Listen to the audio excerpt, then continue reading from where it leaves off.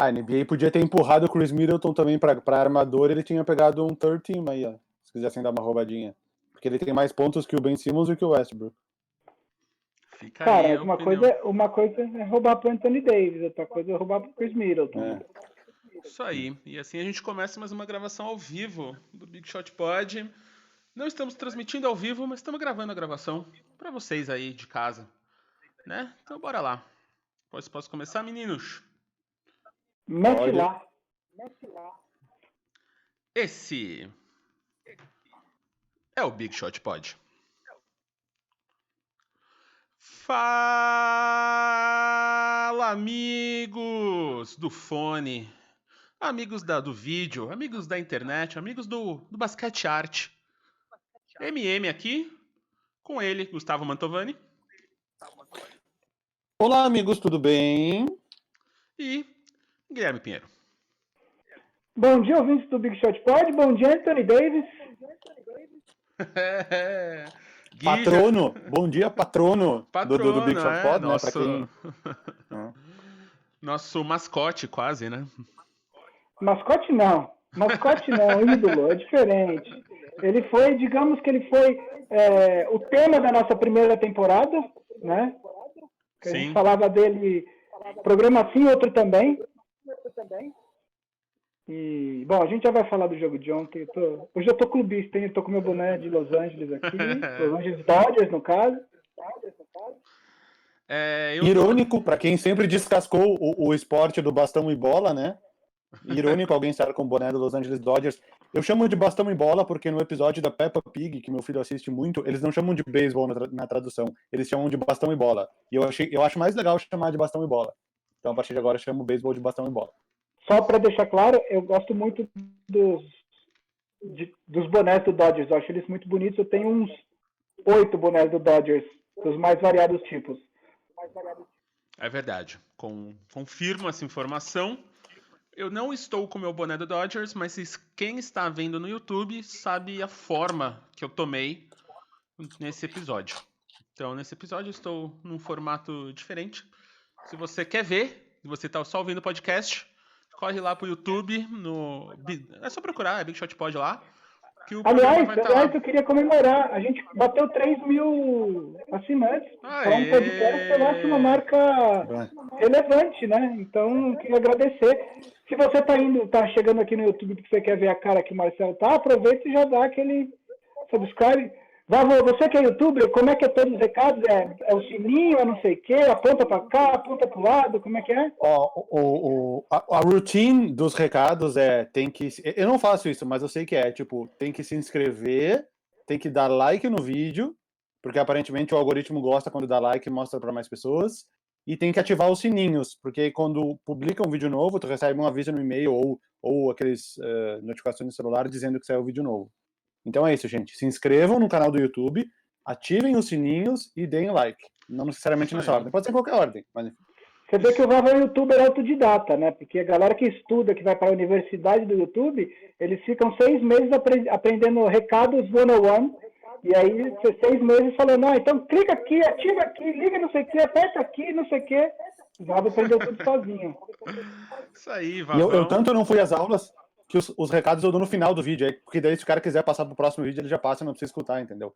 Porque eu odeio quando eu tô vendo um vídeo ali, aí com 30 segundos o cara começa. Mas antes de assistir ao vídeo, se você quiser, não sei o que, receber, aí o cara fala 40 segundos de recado e eu fico passando pra frente, assim, passa pra frente, até começar o vídeo de verdade. Por isso eu dou os recados no final, pra não incomodar. Falando em recados longos, assine o Big Shot Pod All Stars. Então aqui, ó, a gente tem bastante amigos aqui que estão entrando agora nesse finalzinho. Então, bem-vindos aos novos Big Shooters. E se você quiser entrar para o começo da próxima temporada, logo mais, acabando essa temporada, as pessoas que ganharam aqui, infelizmente, vão sair. Então, e a gente vai querer pessoas novas aqui com a gente, como você, ajudar a gente aqui a fazer um podcast melhor. Então, se você está vendo no YouTube, tem aqui embaixo, tá passando o link. Se você tá ouvindo, tem na descrição, mas é pelo PicPay. picpay.me, picpay.me/BigShotPod, tudo junto, entra lá, apoia a gente, R$15 por mês. E é isso, né? Já vamos começar a se preparar para as finais da NBA, na bolha. próxima temporada e o nosso novo quadro, né? Nosso novo quadro, que é Me Arranja um Time. Então me convence aí a torcer pro seu time. A gente vai... Estamos pensando na dinâmica aí, mas o sonho olha a o que eu gente... pensei agora. Fale. Marcel, olha o que eu pensei agora. A gente tem que conseguir um patrocínio, e aí a pessoa que for a vencedora do time, essa pessoa vai contigo assistir na quadra um jogo desse time nos Estados Unidos. Que tal? Não, peraí. Vamos todos. Vamos fazer assim, né? Pode ser. Aí depende do patrocínio. Depende do valor do orçamento do patrocínio. Então é isso, ó. O Vavão ficou então de conseguir um patrocínio pra gente, pra você aí que escolher, que ganhar a competição e eu torcer pro seu time na próxima temporada, pra gente ir pra Estados Unidos, se os Estados Unidos não implodir e o corona não tomar conta de tudo, os zumbis acontecerem, né? 2020 aí, esse season finale vai ser um estrondo desse ano. Então, vamos lá, então já vai preparando aí a sua defesa de como você vai defender seu time. Eu achei que tu ia falar, já vai preparando aí o passaporte, o visto. Cara, talvez a gente vai lá pro Ball, né? Talvez eles me convençam a torcer pro time da Nigéria, da NBA, da africana e não na NBA americana. Então vamos lá e assim como os garotos vão defender seus destaques iniciais. Por favor, Vavo. Vavão. Bom, os destaques iniciais, assim como nas últimas 2 ou 3 semanas, são os prêmios dados pela NBA em doses homeopáticas ao longo das últimas semanas. Nessa semana saíram o prêmio de MVP e saíram os All-NBA Teams, que são os times dos melhores jogadores da NBA. Respeitando posição, mas não tanto, né?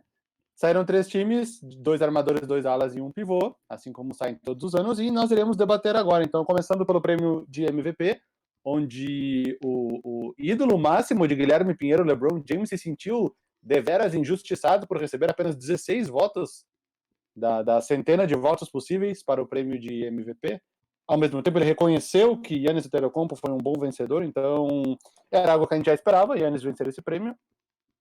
Mas, Guilherme Pinheiro, qual a sua opinião sobre... Porque LeBron James questionou o método como esses prêmios como essas votações são feitas, né? E é feita desse jeito há muito tempo, né? Eu não me lembro quando não era feita desse jeito. LeBron James questionou alguns métodos, ele citou o ano que o Marc Gasol recebeu o jogador defensivo do ano na frente dele, mas não ficou nem no primeiro time de defesa, então ele falou que tem algumas discrepâncias algumas vezes. O que achou desta vitória de Giannis e também desta mini revolta de LeBron James? Vamos lá.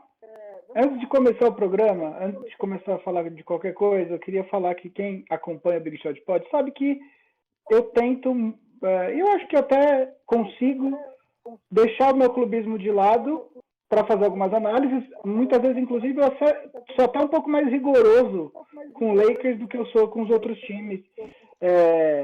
Vou dar um exemplo aqui de quando eu fiz um Power Rankings entre uma temporada e outra, que eu coloquei o Lakers acho que em 8º, 9º, e o Vavo no programa seguinte, eu estava sozinho nesse programa, o Vavo no programa seguinte falou, acho que o Gui foi rigoroso, eu teria colocado o Lakers mais alto e tal, não sei o quê. Dito isso, neste programa de hoje, no Big Shot Pod 89, para vocês que duvidaram aí, eu estou absolutamente clubista. Então, por causa do jogo de ontem, que a gente já vai falar. Então, a primeira coisa que eu queria falar é o seguinte, o prêmio de MVP, ele é um prêmio do jogador mais importante da temporada regular. Sob esse ponto de vista, acho que o Giannis foi, de fato... Volta aí, Gui, desculpa. Deu um erro de som para mim aqui. Tá. Sob esse ponto de vista, acho que o Giannis foi, sim, o jogador mais importante do seu time, da NBA, na temporada regular. Então, não acho que o prêmio foi errado. Sobre o LeBron, eu gosto que ele tenha se sentido incomodado com isso. Só que eu acho que a gente tem que separar as coisas. A gente debateu muito nessa temporada inteira quem era o dono do título de melhor jogador da NBA. Não MVP, melhor jogador da NBA. E muitas pessoas, inclusive eu, estávamos colocando, então, pelo que a gente viu nos últimos anos, no último ano, o Giannis e o Kawhi Leonard acima do LeBron, por conta da idade do LeBron, enfim, por conta do título do Kawhi, etc. A gente estava errado, tá? O LeBron continua sendo o melhor jogador da NBA. Eu não quero saber desse debate mais pelo futuro próximo, porque o que o LeBron consegue fazer, enfim, é absolutamente absurdo na idade que ele está, e a diferença que faz, a gente vai falar do jogo do Lakers de ontem, o Anthony Davis fez a sexta, o buzzer beater que deu a vitória para o Lakers. Quem viu o jogo, o LeBron fez os primeiros 12 pontos do Lakers. O Lakers, ninguém conseguia marcar ponto. Então, no começo do jogo, o LeBron carregou o time do Lakers. O LeBron fez os primeiros 12 pontos do Lakers ontem. Então, eu entendo por que o LeBron tenha se incomodado. Não acho que ele tenha sido o MVP dessa temporada, mas acho que ele ainda é o melhor jogador da NBA. E acho que o que a gente tem visto nesses playoffs está deixando isso claro. São dois conceitos diferentes, né? O prêmio se chama jogador mais valioso. Então, eu acho que até deveria ser assim, porque se o prêmio se chamasse o melhor jogador da NBA, possivelmente o LeBron teria ganhado uns 10, aí o Curry talvez uns 2, o Harden uns 2 ou 3, e o LeBron estaria ganhando de novo agora. Então, ele acaba a carreira com 18 MVPs. Mas não é o jogador que melhor desempenhou, que teve o papel mais valioso dentro daquela temporada, o que faz com que cada temporada tenha um vencedor diferente, e no final de tudo é bem possível que o LeBron acabe com, entre aspas, apenas 4 prêmios de MVP ao longo da carreira. O próprio Kobe Bryant tem um prêmio de MVP na carreira, talvez no ano que ele nem devesse ter ganhado, que era o ano do Chris Paul, que fez uma baita de uma campanha com o Hornets, e o Kobe ganhou. Talvez ele devesse ter ganhado em outros anos. Desculpa. Talvez ele devesse ter ganhado em outros anos. Um cara como Shaquille O'Neal, que dominou por tanto tempo a NBA, ganhou um prêmio de MVP. Enfim, é o jogador mais valioso daquela temporada. Então, partindo desse princípio, realmente, se essa é a premissa do prêmio, eu não acho injusto que o Giannis vença. Ele venceu, os números dele são espetaculares nessa temporada, principalmente se a gente levar em conta o fato que ele jogou menos de 30 minutos por jogo, acho que foi 29 ponto alguma coisa. Então, se a gente fizer por 36, né, que é uma medida usada na NBA, ou por 48, os números dele explodem. E ele levou o time à melhor campanha da conferência, e partindo do princípio que os playoffs não valem, então é um prêmio justo, enfim. Não tem muito o que falar sobre esse prêmio, a gente debate isso meio que todo ano que tem um mínimo de polêmica, a gente debate isso. O LeBron falou da narrativa, que a narrativa acaba sendo mais importante, às vezes, do que o jogador realmente está jogando, mas aí que ele levou o conceito do prêmio mais pro lado do melhor jogador, e não pro lado do jogador mais valioso. E vários prêmios dos últimos anos foram dados pela narrativa. O maior exemplo de todos foi o MVP do Westbrook. Claramente ele ganhou aquele prêmio por causa da média de triple-doubles, que não acontecia há 60 anos, sendo que nos 2 anos seguintes ele também teve média de triple-double e não chegou, acho que nem no top 10 da votação em nenhum dos 2 anos. Foi o ano, talvez, que a narrativa esteve mais presente. Mas é isso, cara. Eu entendo o LeBron, mas ao mesmo tempo ele mesmo falou no final que foi merecido pro Giannis, porque ele entende o conceito do prêmio. E, enfim, é isso. Temos os All-NBA Teams também. Os All-NBA Teams. Eu vou falar aqui, então, os 3 times. Ó. Primeiro time, armador. Eu vou falar em ordem, então, de posição, do jeito que a gente fala, tá? Armadores, James Harden e Luka Doncic. Alas, Giannis Antetokounmpo e LeBron James. E ala pivô, Anthony Davis. Vou falar mais sobre isso. Segundo time, armadores, Damian Lillard e Chris Paul. Alas, Kawhi Leonard e Pascal Siakam. E pivô, Nikola Jokic. E o terceiro time, armadores, Ben Simmons e Russell Westbrook. Alas, Jason Tatum e Jimmy Butler. E pivô, Rudy Gobert. Guilherme Pinheiro, analise clubisticamente essa lista. Cara, eu acho que, na verdade, quando a gente fez as nossas votações de All-NBA Teams, um pouco antes da bolha, eu falei isso. Eu falei, eu vou roubar e vou botar o Anthony Davis de pivô. Eu realmente não me incomodo com isso, assim. Primeiro que a gente sabe que isso daqui, a gente pode discutir o dispositivo do CBA, mas essas votações interferem, inclusive, na possibilidade de salários dos jogadores, né? Existem algumas... O Supermax, por exemplo, você tem que estar nos All-NBA Teams em 2 dos últimos 3 anos, a gente tem uma série de coisas. Então, eu não sou a favor de que você dê a volta em alguns conceitos para que os melhores jogadores, de fato, estejam nesses times, né? Por exemplo, eu não acho que o Russell Westbrook deveria estar no terceiro time. Se algum outro jogador, se você precisasse de distorção, é óbvio que você não vai fazer um time com 5 pivôs, né? Não é isso que eu estou falando. Mas, sei lá, se algum outro jogador precisasse estar, sei lá, vou dar um exemplo aqui, o CJ McCollum, tá? Não é o Bradley Beal, por exemplo, e vai impactar na capacidade dele de ganhar dinheiro nas próximas temporadas, quando ele for assinar outros contratos. Eu sou a favor de que se troque, tire um jogador que de repente não é tão merecedor, para que entre outro da posição. O Anthony Davis é pivô? Não, ele começou a maioria dos jogos de power forward, mas ele joga há muito tempo de pivô e tem jogado nos play. Tudo bem, a votação é da temporada regular, mas quando o bicho pega, o Lakers sabe que o Lakers precisa ter o Anthony Davis de pivô. É a melhor formação do Lakers, é a mais perigosa, com o Anthony Davis de pivô. Então ele joga, e ele jogou na temporada regular, ele não jogou metade do tempo, mas jogou.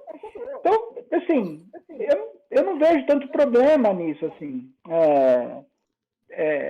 Acho que faz sentido que você mexa um pouquinho nas regras para que os 5 melhores jogadores da temporada estejam, né, nesse time. E se você for olhar, para mim, na regra, na média, quer dizer, os 5 melhores jogadores da temporada estão nesse time. O Kawhi Leonard, eu só desconsidero porque ele tem o lance do load management, e aí ele não joga alguns jogos e tal. Então, para mim, não é um absurdo, por exemplo, como também não seria se o Doncic estivesse no segundo time e o Kawhi Leonard estivesse no primeiro, tá?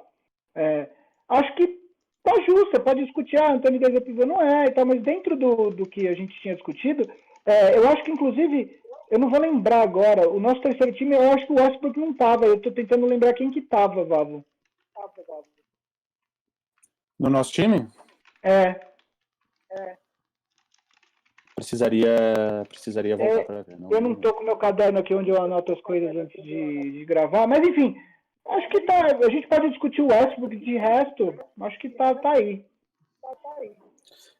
Eu que trouxe esse questionamento lá no grupo do Big Shot Pod All Stars, inclusive, que a NBA não costuma fazer isso. Ela não costuma burlar as regras, tipo, ela burlou agora para fazer isso que o Gui concorda, que é colocar um cara que está claramente, ou deveria ser cadastrado, entre aspas, como power forward, como ala e não como pivô. E quem sente isso, por exemplo, é o primeiro pivô da lista que ficou fora, que seria, no caso, estou olhando aqui, o Joel Embiid. Se o Anthony Davis que não merece, eu também acho.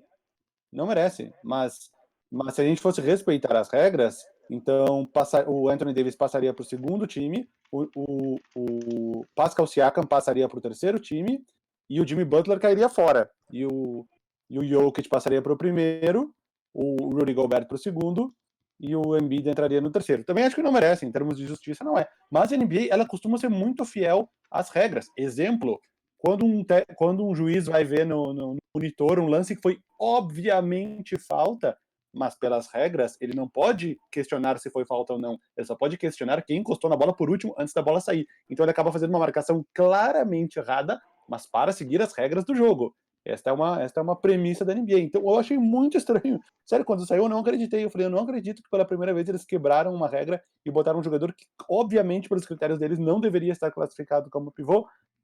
Mas, enfim, né? É merecido. O Anthony Davis jogou muito bem nessa temporada. Deixa eu ver se tem mais alguma consideração aqui. Eu achei, talvez até um pouco de surpresa, o Chris Paul. Eu acho que não. Por falta de concorrência, o Chris Paul no segundo time foi merecido.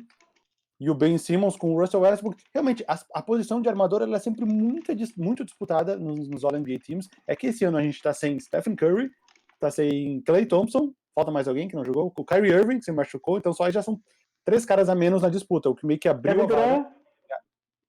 Não, digo para armador. Sim.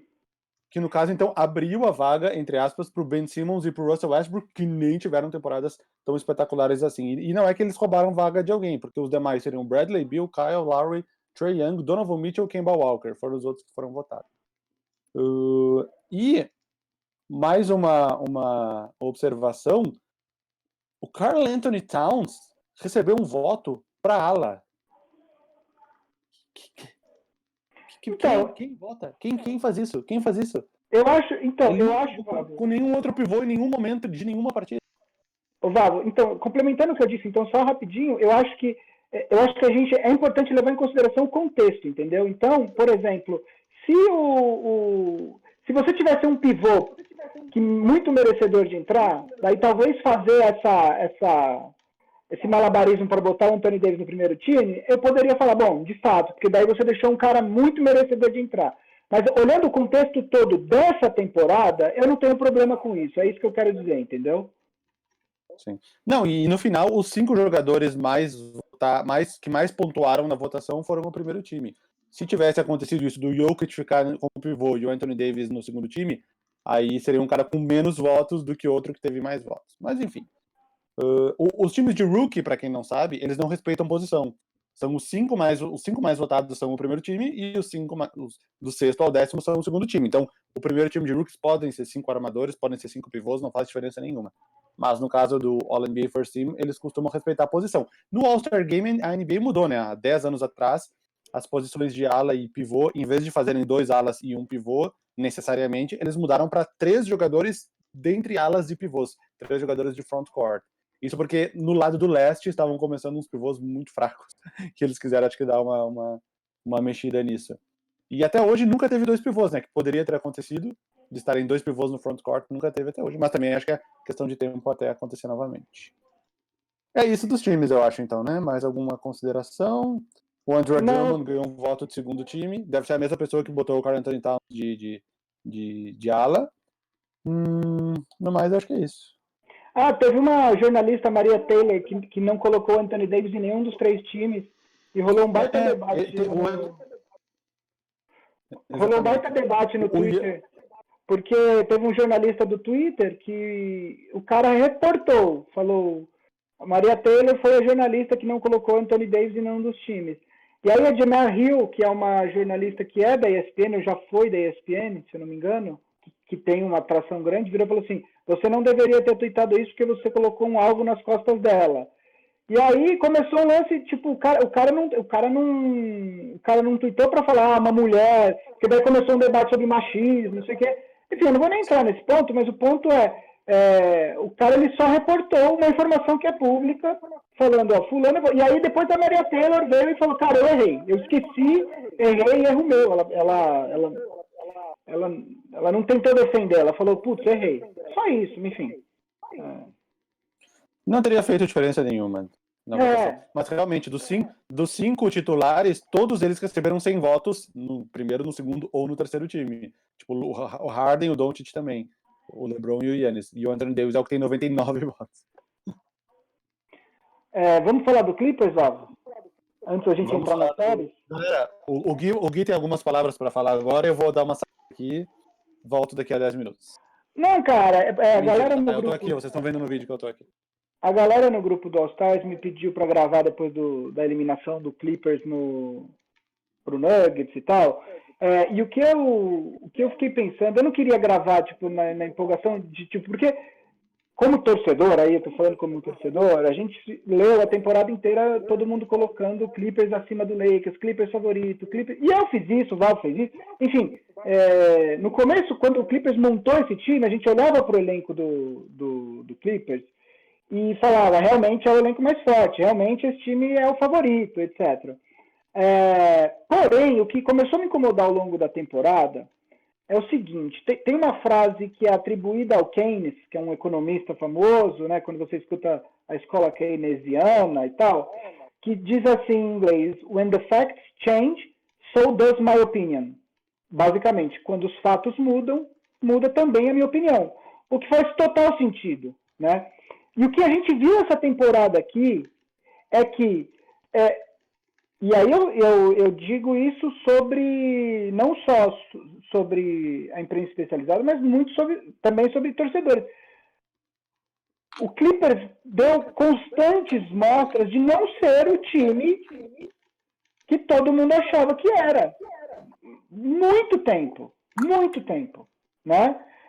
E a gente, os jornalistas, continuavam ignorando o que o Clippers mostrava de fato e colocando o Clippers numa posição de favoritismo, numa posição de time mais forte, numa posição de candidato ao título, ignorando completamente o que a gente via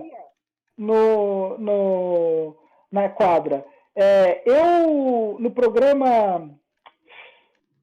teve um programa que a gente fez, eu vou pegar aqui o programa, o programa... eu acho que foi o programa 61, foi um pouquinho antes da pandemia. Previsões ousadas. Eu e o Vavo, a gente fez 3 previsões cada uma, e nesse programa eu lembro, depois vocês podem buscar, aliás, eu vou fazer o seguinte, Guido, um sinal aqui. Guido, eu vou te dar o trecho e você vai colocar do episódio 61 aqui. No episódio 61 eu falei isso daqui, ó. O que eu estava querendo dizer? O Clippers continuava não mostrando o que a gente esperava do Clippers, né? E as pessoas continuavam falando, o Clippers é o favorito, ignorando o que a gente estava vendo, sabe? Dá para falar que foi uma surpresa essa eliminação do Clippers? Não dá. O Clippers era favorito, o Clippers era o melhor elenco, só que o Clippers constantemente jogava essa coisa morosa, essa coisa chata, e assim, o que aconteceu no último quarto, existe uma expressão em inglês, que é choke, né, que é engasgar, foi um dos maiores choke jobs que eu me lembro, assim, no último quarto, em dupla. O Paul George acertando o lado da tabela, o Kawhi errando tudo. Eles não fizeram um ponto no último quarto. Kawhi Leonard e Paul George. Sobre o Kawhi Leonard, eu acho que a gente tem que discutir, eu não vou falar aqui hoje para não alongar muito o assunto, mas a gente tem que discutir ele nessa off-season, porque eu pensei um pouco aqui, eu acho que o Kawhi Leonard, embora ele seja talentosíssimo e com certeza um dos 3 melhores jogadores da liga hoje, eu acho que ele não é um líder no sentido, o cara que vai carregar o time. Eu acho que ele entrou nesse time do Toronto, mas onde ele fazia o papel que é o dele, que é de jogar, mas o papel de motivar o time, você tinha outros atletas naquele time que faziam isso, o próprio Gasol, Kyle Lowry e tal. Foi a primeira vez na carreira dele que ele foi contratado não só para ser uma estrela, mas também para liderar um time, e ele fracassou, assim. Não significa que ele não pode suceder na próxima temporada, mas nessa temporada ele fracassou. A gente vai entrar mais nesse assunto na off-season, mas de qualquer maneira, o meu ponto todo os especialistas, insiders da NBA passaram uma temporada inteira ignorando os fatos, né? O time do Clippers não conseguiu juntar e dar aquela química e mostrar tudo o que se esperava antes da temporada. Só que a galera ficou presa no papel. Olhava para o elenco e falava, olha esse monte de jogador aqui, que beleza. E não deu, né? Eu fiz um vídeo no Calaca falando especificamente sobre o futuro dos Clippers. Eu foquei mais nessa parte do que aconteceu e de qual é o futuro do time. Aí eu analisei que depois da próxima temporada o Kawhi e o Paul George podem sair, se vier a ser um fracasso novamente, porque eles têm um player option para a temporada 21-22. Eu falei que o contrato do Lou Williams acaba em 2021, ele vai poder sair. O Montrezl Harrell e o Marcus Morris saem agora. Eu falei de todas as picks que foram trocadas para conseguir trazer o Paul George e as picks que restam para os Clippers e os pick swaps, enfim. E no final eu falei bastante sobre isso, foi um dos mais populares aqui do canal até hoje. E depois, na sequência, no final desse vídeo eu falei de outros assuntos que poderiam ser mais aprofundados. Aí eu falei do Doc Rivers, que se eu tivesse falado tudo do primeiro vídeo, ia ser um vídeo de meia hora, e eu faço vídeos de 10 minutos, porque é o que eu consigo editar a tempo. Eu falei do Doc Rivers, eu falei que poderia ser conversado sobre os auxiliares, que são o Tyronn Lue e o Sam Cassell, e ambos estão sendo cogitados para assumirem técnicos, papel de técnicos principais em outra franquia nessa próxima temporada, que tem várias vagas em aberto, e o quanto a imagem deles estaria arranhada depois dessa eliminação. Eu falei que poderíamos falar do legado do Kawhi, até onde isso mancha o legado do Kawhi Leonard, que é praticamente impecável, ou era praticamente impecável até esse momento, desde a época de Spurs e Toronto Raptors. E falei do Paul George. Eu questionei o status do Paul George dentro da NBA. E depois dos comentários da galera nesse vídeo, eu fiz um vídeo 2 dias depois, falando só sobre o Paul George. E o título do vídeo eu coloquei assim: por que diabos tratamos Paul George como uma super estrela da NBA? Em que ponto ele se tornou uma super estrela da NBA para merecer esse tratamento, essa cobrança que ele recebe hoje, como se ele fosse um LeBron James, ou um Kawhi Leonard, ou um Giannis, ou um James Harden, enfim. E aí eu fiz um vídeo de 10 minutos falando sobre o Paul George. Eu contei toda a história dele, desde o Indiana Pacers, aí as aparições boas nas finais de conferência de 2013 e 2014 contra o Miami Heat, da lesão dele, e como ele voltou bem da lesão, mas aí o time já não era bom, e ele fez bons playoffs, ainda nos Pacers, mas aí os Pacers trocaram ele, porque iam perder ele de graça, ele foi para o OKC. O OKC, ele caiu na primeira rodada as 2 vezes, teve uma temporada legal ali, numa corrida para MVP, uma primeira metade de temporada legal, e essa temporada no Clippers. Em que momento ele se transformou numa super estrela, entendeu? E eu não tô culpando as outras pessoas, eu tô falando de mim também, por isso que eu coloquei no título. Por que tratamos Paul George? Porque eu estou incluído nessa. Eu também fiz um vídeo antes da temporada começar sobre as melhores duplas da NBA, porque muitas duplas começaram a ser montadas, né? Kawhi e Paul George, LeBron e Davis, Harden e Westbrook. Aí tinha umas duplas surgindo, que era o Jokic e o Jamal Murray, o Doncic e o Porzingis. Aí eu fiz um vídeo sobre as melhores duplas, e eu lembro que na época, depois de muito pensar, eu coloquei como a primeira dupla o Kawhi Leonard e o Paul George, e não o LeBron e o Anthony Davis. Porque na época eu achei que era. Enfim. E aí, nesse vídeo... Mas na época fazia sentido, Vavo. Na época que você fez o vídeo, foi no começo da temporada, o Kawhi tinha acabado de ser campeão. Esse é o meu ponto. Só que a gente vendo os jogos, a gente muda de opinião. E o que me incomodou essa temporada é que o Clippers continuava nessa draga e a galera continuava falando que era favorito. E foi por isso que eu comecei a contestar esse time e eu falei, será que esse time é tudo isso? Às vezes o time é só isso daí que a gente tá vendo, entendeu? Exatamente. E aí, do futuro do Clippers, cara, o Clippers, ele tem mais uma chance de mandar bem e ser campeão, que é nessa próxima temporada. O Kawhi vai estar lá com certeza, o Paul George vai estar lá com certeza, o Lou Williams vai estar lá com certeza, Beverly vai estar lá com certeza, o Zubats vai estar lá com certeza, Landry Shamet. Montrezl Harrell acaba o contrato dele agora. Ele é um cara que não ganhou aquela bolada até esse momento na NBA. Ele vem de um contrato de 12 milhões em 2 anos, né? 6 e 6. Então ele está valorizado, é o sexto homem. Com certeza ele vai receber ele é agente irrestrito, ele pode ir para onde ele quiser. Continuar. Mas perdeu dinheiro nesses playoffs, hein? Nos playoffs ele perdeu dinheiro, mas com certeza vai ter uma proposta ali de uns 15, 18 milhões, que eu não sei se o Clippers vai conseguir pagar. Então é um cara que pode sair agora. O Marcus Morris, que é o titular do time, o Clippers deu a escolha dele de primeira rodada agora, de 2020, do próximo draft, pelo Marcus Morris. Por meio ano do Marcus Morris, e já acabou o contrato dele. Era um contrato de 1 ano e 15 milhões com os Knicks. Trocou com os Knicks essa pique, ou seja, pode não ter o Marcus Morris também, então, mas ao mesmo tempo vai ter um espacinho ali para alguém. Esse é o último ano, porque se essa temporada for um fracasso, eu não duvido que o Kawhi Leonard e o Paul George façam as malas e vão embora. E não peguem essa player option, porque eles vão... A não ser que um cara como o Paul George ache que vá muito mal e ache que nunca mais vai conseguir assinar um contrato alto e ele queira pela parte financeira, que é esse último ano de contrato, de, sei lá, 40 milhões, não sei quanto é que é, quase 40 milhões. Mas se eles perderem, não há dúvidas que eles vão pensar seriamente em deixar o time e não optar por essa última temporada. E aí a reconstrução do Clippers vai ser difícil. Porque de pique, eles têm a de 21, a de 23, sendo que a de 23 e a de 25 são pick swap com o Thunder. A única chance de pegar alguém bom, talvez a de 21, né? Porque a NBA obriga o time a ter uma pick de primeira rodada no sim ano. Não, a reconstrução vai ser difícil. Então eles têm que jogar tudo nessa próxima temporada. Eu estava escutando um podcast do The Ringer e o cara falou a próxima escolha de primeiro round que o Clippers pode trocar se quiser em 2028. Só que o Clippers não pode trocar porque tem uma regra que você só pode trocar no máximo de 7 anos para frente. Então, até 7 anos para frente. Então, o Clippers só poderia dar a pick de 2028 a partir do ano que vem. Sabe por que é isso, né? Porque lá na década de 80, o dono do Cleveland Cavaliers, que eu não sei o nome, o dono daquela época, ou General Manager, não sei, eles começaram a trocar a pique de primeira rodada de todos os anos, por qualquer coisa.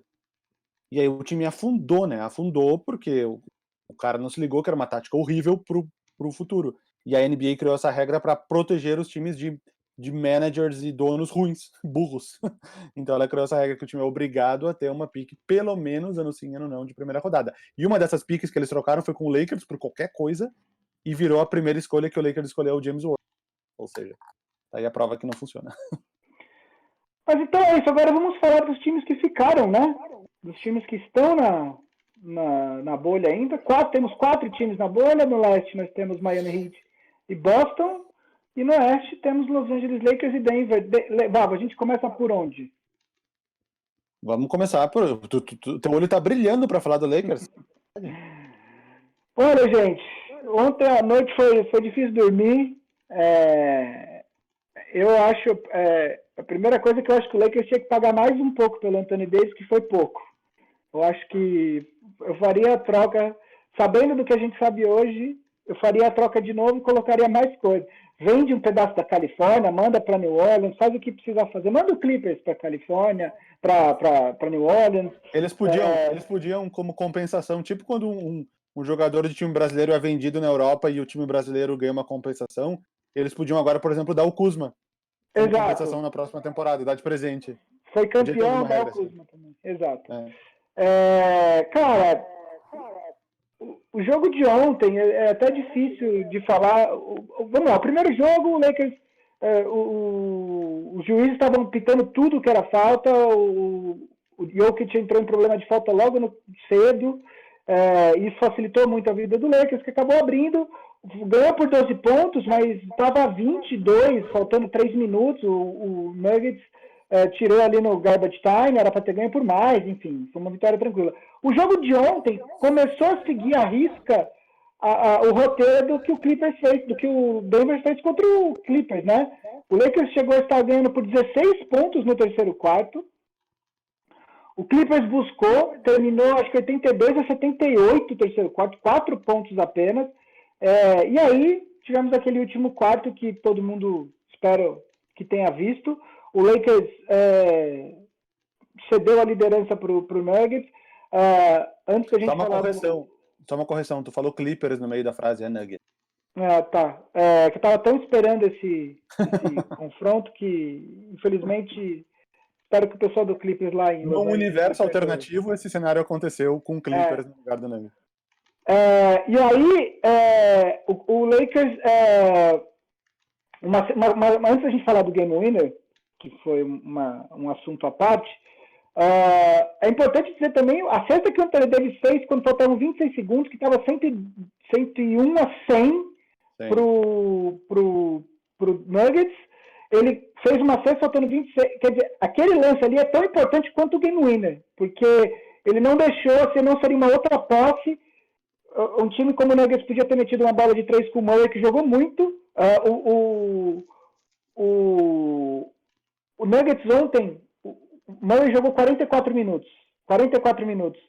Nesses 44 minutos, o Nuggets estava mais 16. O plus-minus do Jamal Murray foi mais 16. Ou seja, em 4 minutos, sem o Murray em quadra, o Nuggets foi menos 18. Que basicamente mostra bem a importância que o Jamal Murray tem para esse time do Nuggets.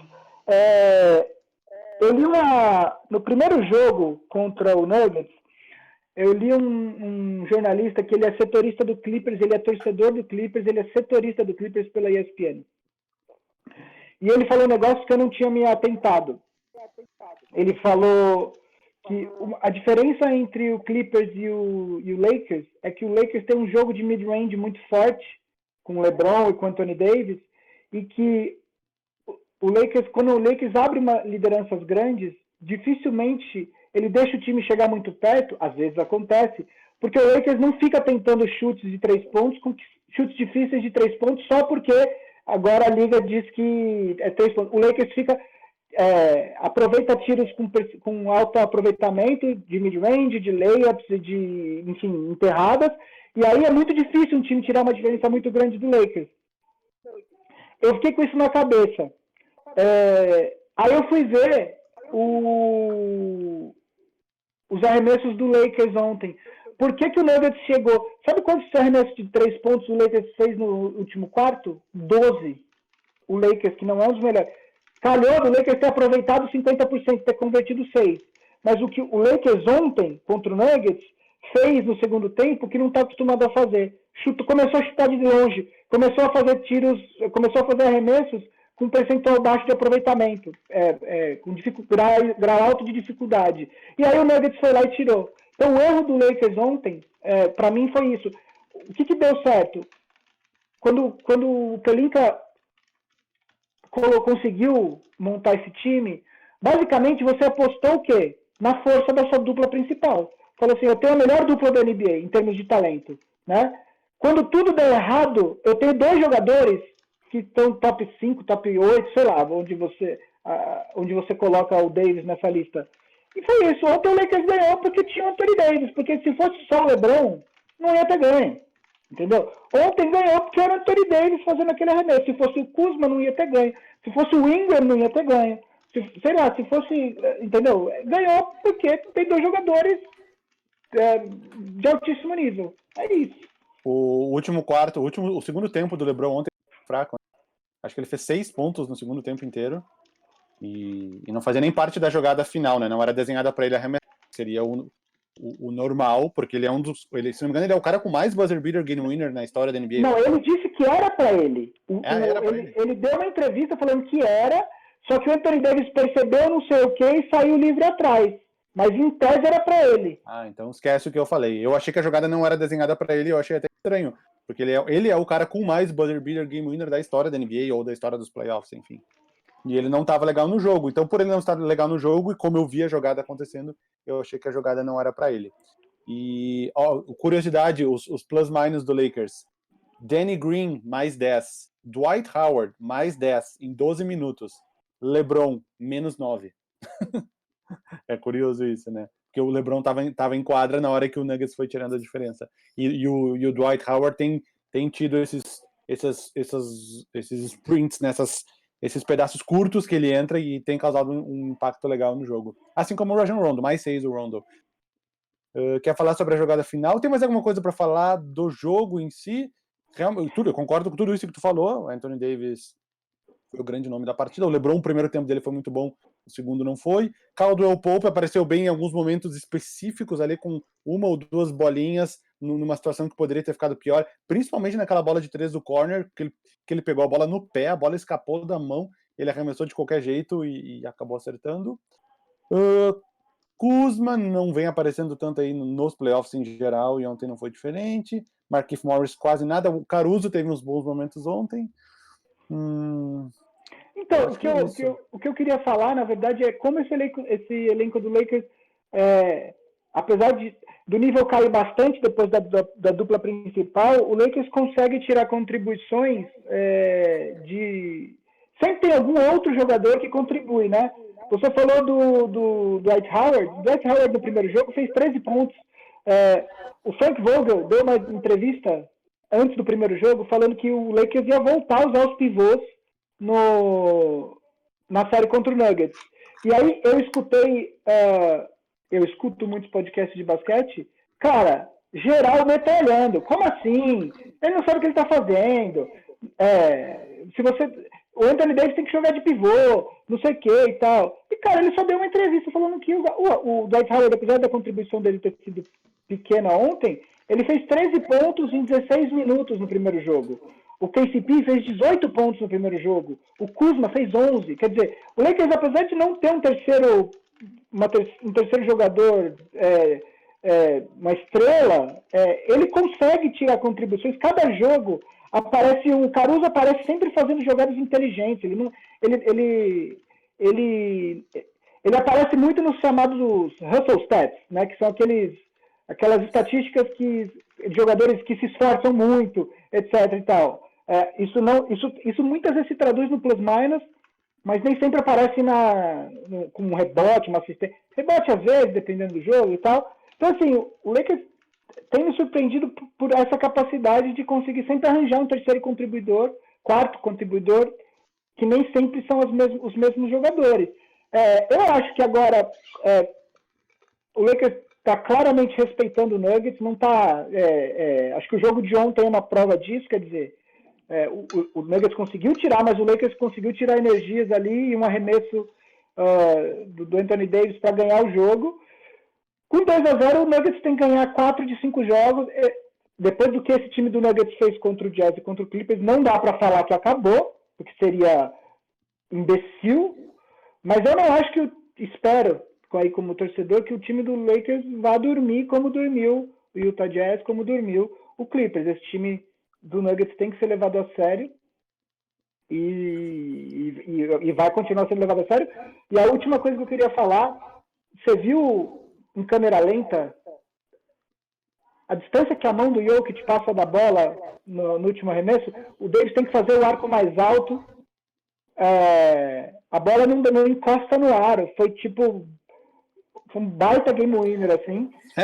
Para quem não viu o game winner, vale a gente citar que foi uma jogada na qual o Mason Plumlee estava em quadra, no lugar do Paul Millsap, e ele era quem estava marcando o Anthony Davis. Então, quando o Anthony Davis saiu correndo para pegar a bola, o Mason Plumlee, ele não acompanhou o Anthony Davis porque ele viu algum fantasma fazendo um screen, um corta-luz nele, porque não tinha ninguém fazendo corta-luz nele. Era só ele seguir correndo atrás do Anthony Davis. Mas ele ficou preocupado com o LeBron, e ele meio que foi na direção do LeBron e falou para quem estava marcando o LeBron quem era.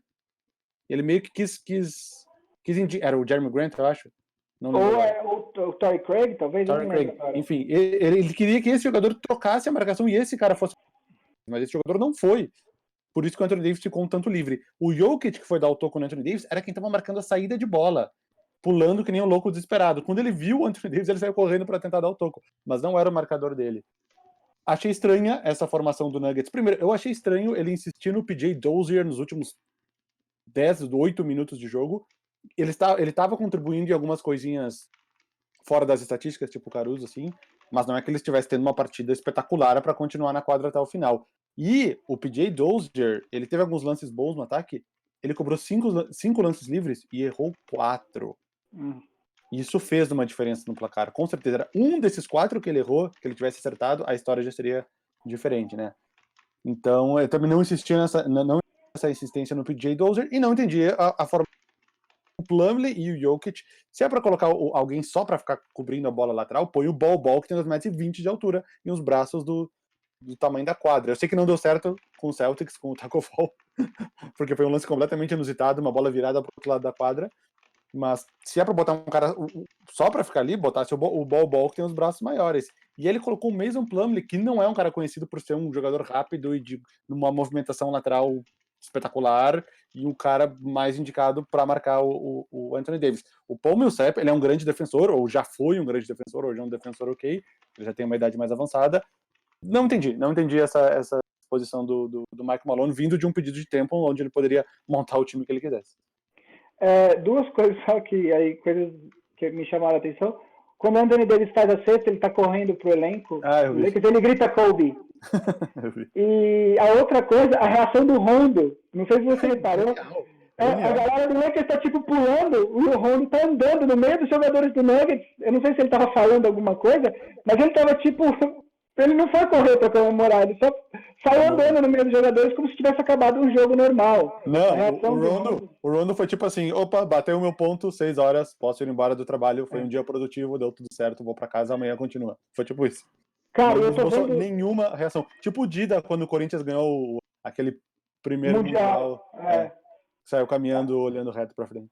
Aliás, eu tô olhando aqui o lance de novo, e cara, eu não tinha me tocado, eu realmente não entendi o que o Plumlee viu ali, eu não tinha percebido, eu vi o lance 300 vezes ontem, isso não me chamou atenção, e agora que você falou, era só ele continuar correndo. Não faz sentido que ele realmente... Eu vi a galera no Twitter, a torcida do Nuggets, outros jogadores, outros jornalistas falando do Plumlee, mas não me preocupei em olhar. Agora que você falou, eu fui olhar, realmente não fez nem sentido.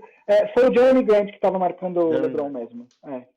E eu lancei um vídeo hoje de manhã sobre a história da construção do time dos Lakers, do Nuggets, desculpa, Já tava pronto.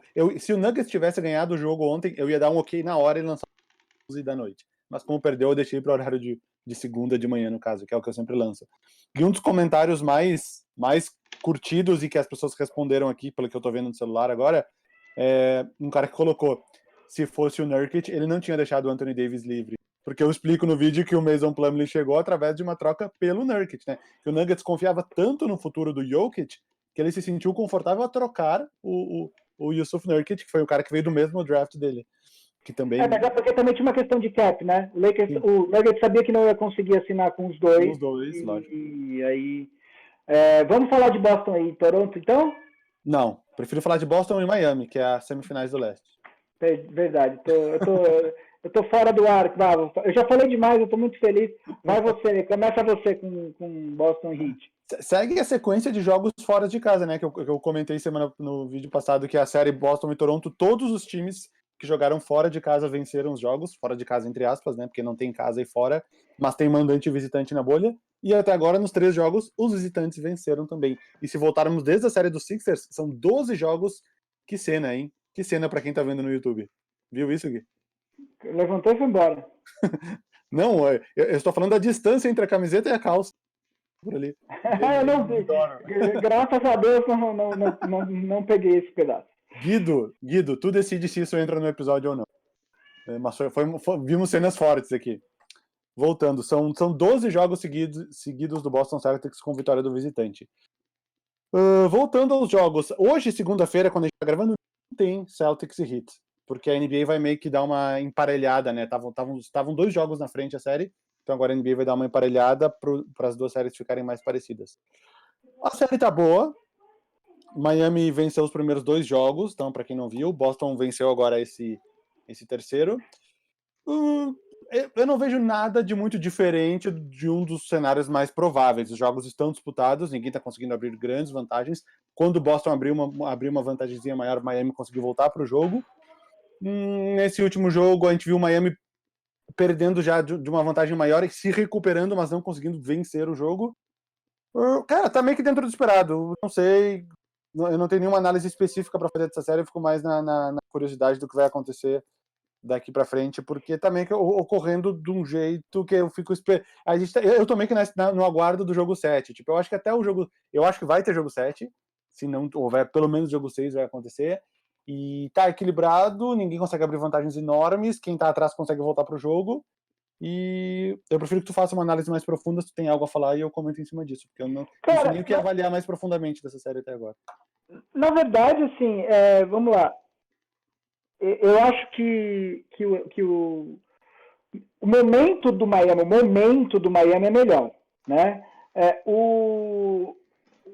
O elenco, a gente já falou isso aqui, vem falando isso nos playoffs, o elenco do Miami é um elenco extremamente equilibrado, né? Um elenco que você tem 8, 9 jogadores que tem condição de estar em quadra num jogo decisivo. O que dá muitas opções para o Erik Spoelstra, que é um dos melhores técnicos da liga, né? O Miami hoje, dentro dos elencos que sobraram nos playoffs, é o que mais tem possibilidade de mudar, variar a sua formação para encaixar com o adversário, né? Dito isso, o Miami não tem o que, pelo menos na minha opinião, uma super estrela desses que pega e resolve o jogo se precisar.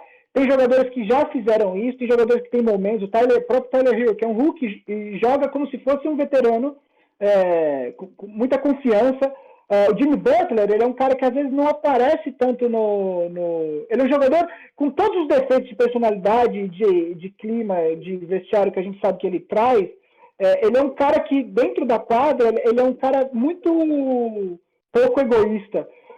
No segundo jogo contra o Celtics, acho que ele fez 12 pontos, ele nem fez tantos pontos, só que no final do jogo, no último quarto, ele foi um dos jogadores mais importantes do Heat, todas as outras coisas que ele faz.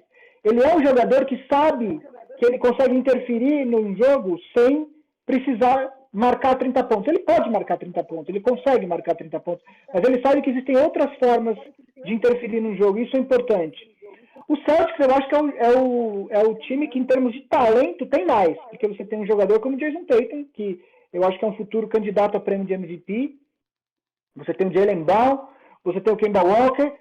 É importante a volta do Hayward. Uma das coisas que a gente falou contra o Toronto, falta banco para o Celtics. E só de você ter mais um jogador na rotação como o Hayward, significa que você não tem só, sei lá, o Wanamaker para trazer do banco. E né? fez Você diferença tem... nesse último jogo, né? Mesmo o Hayward não botando números espetaculares, eu acho que ele não fez nem 10 pontos no jogo, mas ele pegou uns rebotezinhos.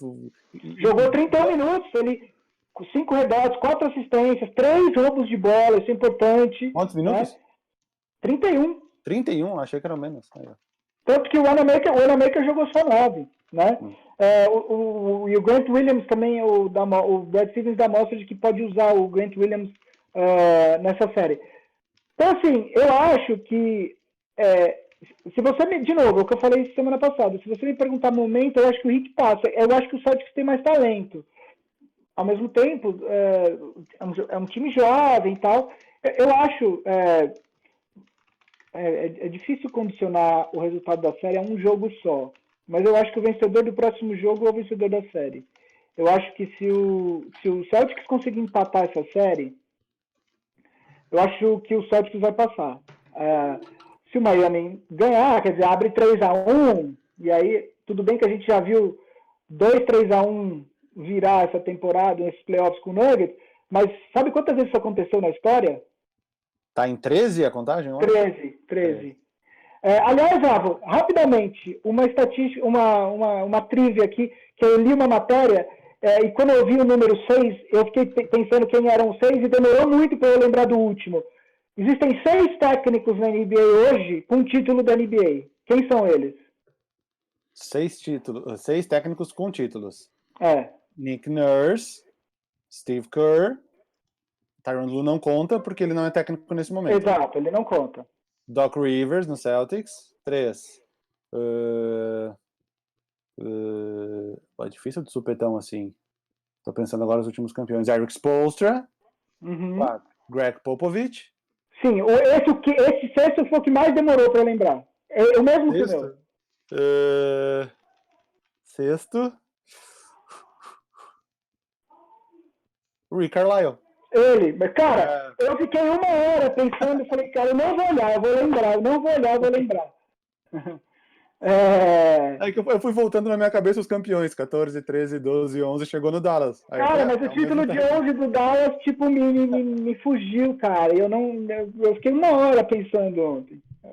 Enfim, é uma matéria sobre o Doc Rivers, inclusive.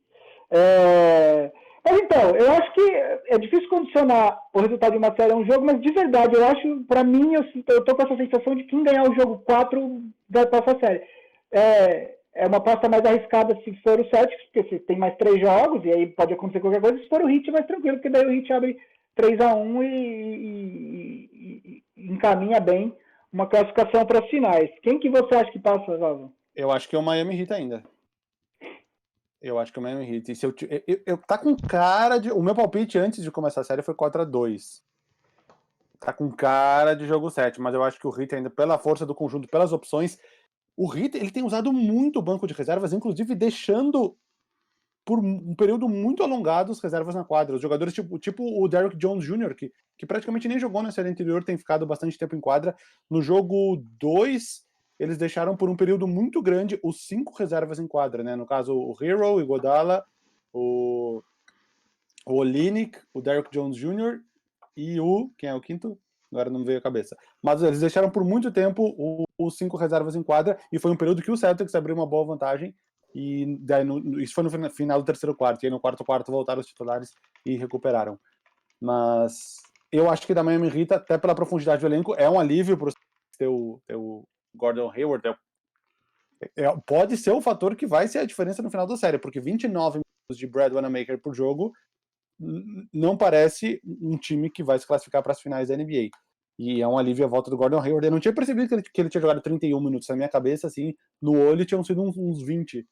Aliás, então é bom ver que ele tá recuperado. Para jogar 31 minutos, o cara tá recuperado, né? Então... É importante também porque o Gordon Hayward traz um bigode de responsa pro time do Celtics, assim, né? Como tu traz pro Big Shot Pods, para quem está vendo no YouTube. A gente sabe a importância de um bigode bem feito, entendeu?